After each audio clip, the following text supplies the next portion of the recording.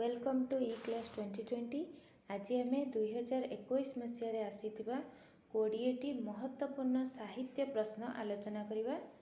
चलंतु आम देखिबा प्रथम क्वेश्चन नंबर केउ पद्धतिटी पठन शिक्षादान पई उपयुक्त विवेचित हुए नहीं।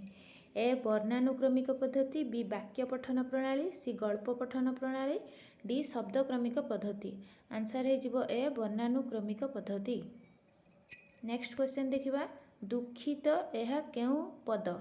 दुखित ए होची क्रियापद, बी अव्यय पद, सी सर्वनाम पद, डी विशेषण पद।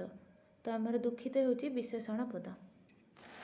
नेक्स्ट क्वेश्चन देखिया पद्म शब्दर प्रतिशब्द नुहे केउटा पद्म शब्दर प्रतिशब्द नुह। ए राजीव, बी बारिज, सी नीरद, डी पुंडरीक।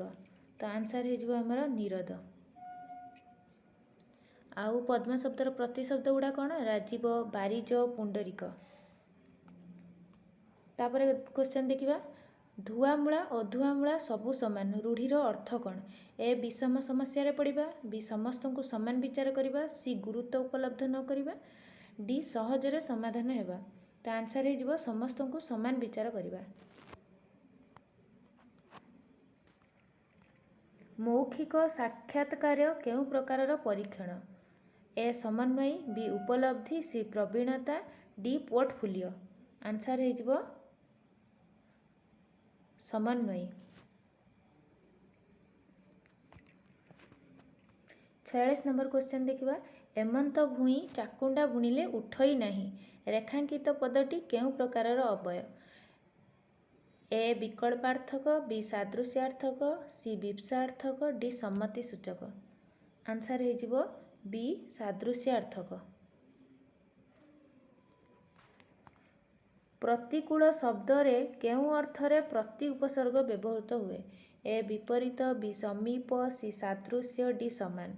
तो प्रतिकूल अर्थरे केउ अर्थरे प्रति व्यवहृत होते? विपरीत अर्थरे। नेक्स्ट क्वेश्चन अवस्था असंभाळ हेबा अर्थ प्रकाश करुवा रूढ़ीटी को चिन्हाओ। ए तीनी पांजीरु जीवा, बी दांतरे कुटा देवा, सी घर बुड़ी पानी आंठुए, डी भेड़ा बुड़ीबा। आंसर है आमर कौन? घर बुड़ी पानी आंठुए। केउटी सुरेंद्र महांती रचना नुहे? ए कालांतर, बी नीलशैल, सी दुई सीमांत, डी हरिजन। आंसर है डी हरिजन।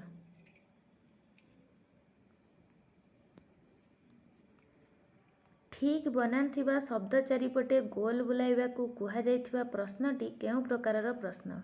ए वर्गीकरणमूलक प्रश्न, बी क्षुद्र उत्तरमूलक, सी उत्तर मनोनयनमूलक, डी दृष्टान्तमूलक। आंसर है सी उत्तर मनोनयनमूलक। नेक्स्ट क्वेश्चन देखिया अतिरिक्त साहित्य शिक्षादान बेले काहा उपरे गुरुत्व देवा उचित? ए शब्दानुशीलन, बी विशद आलोचना, सी कठिन शब्दर स्पष्टीकरण, डी मुख्य भावधारा उपस्थापन। आंसर है डी मुख्य भावधारा उपस्थापन। नेक्स्ट क्वेश्चन देखिबा केउटी शब्दटीर शुद्ध रूप? ए ऊर्ध, बी ऊर्ध्व, सी ऊर्ध, डी ऊर्ध। आंसर है सी ऊर्ध्व। नेक्स्ट क्वेश्चन देखिबा हमें शिशुर केउ दक्षतार पूर्णतम विकास घटाइबा प्रथम कर्तव्य हेबा उचित? ए कथन, बी श्रवण, सी पठन, डी लिखन। बी है राइट आंसर श्रवण। केउटी व्याकरण शिक्षादानर उद्देश्य नुहे?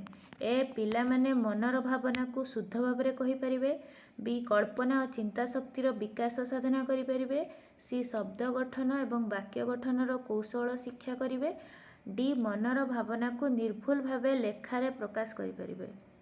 तो 54 नंबर क्वेश्चन आंसर है बी कल्पना और चिंता शक्तिर विकास साधना करि परिबे। आंसर है बी। तापर क्वेश्चन देखिबा केउ मूल्यांकन पाठ्यक्रम सहित निबिड़ भाव संपृक्त? ए प्रवीणता परीक्षण, बी पोर्टफोलियो मूल्यांकन, सी समन्वयी परीक्षण, डी उपलब्धि परीक्षण। आंसर है डी उपलब्धि परीक्षण। सौष्ठव शब्दर प्रकृति प्रत्यय कौन? ए सुष्ठुयुक्त अ, बी सुष्ठुयुक्त ब, सी सुष्ठयुक्त ब, डी स्वस्थ युक्त अ। आंसर हो सुष्ठुयुक्त अ। सुष्ठुयुक्त अ शेषमें सौष्ठव। केउ उक्तिटी समन्वित पुस्तक प्रति प्रयुक्ति नुह? एठी पुस्तक हवा कथा पुस्तक होइछि, प्रयुक्ति नुह। ए एथिरे पिलामानंक अभिज्ञता को गुरुत्व दिया जाए नहीं, बी एथिरे पिलांक प्रकृति को सम्मान दिया जाइछि, सी एथिरे पाठ पढ़ा सहित कार्य बही एक संगे प्रस्तुत होइछि, डी एथिरे पढ़ाइबा पई शिक्षक मानंक निमंते आवश्यक सूचना प्रदान करा जाइछि। आंसर हे जिवो ए एथिरे पिला मानंकर अभिज्ञता को गुरुत्व दिया जाए नहीं।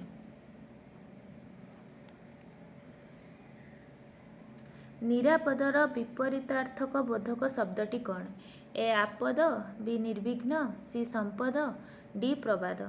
तो निरापदर विपरीत आपद।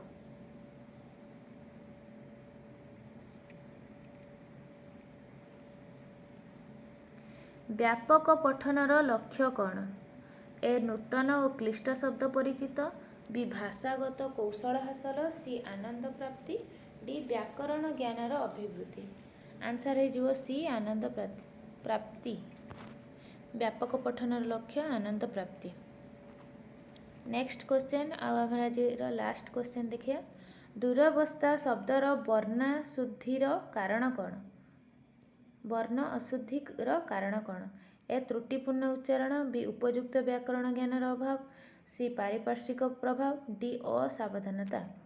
तो आंसर हो बी उपयुक्त व्याकरण ज्ञानर अभाव। धन्यवाद।